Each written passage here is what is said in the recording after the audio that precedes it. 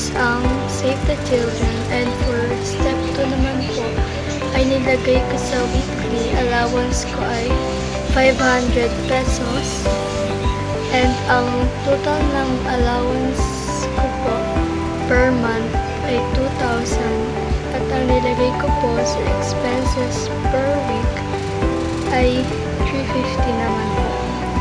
At ang total po ng savings ko ay 1,400. Step 4 naman po ay nakalagay doon ay I can reduce my expenses.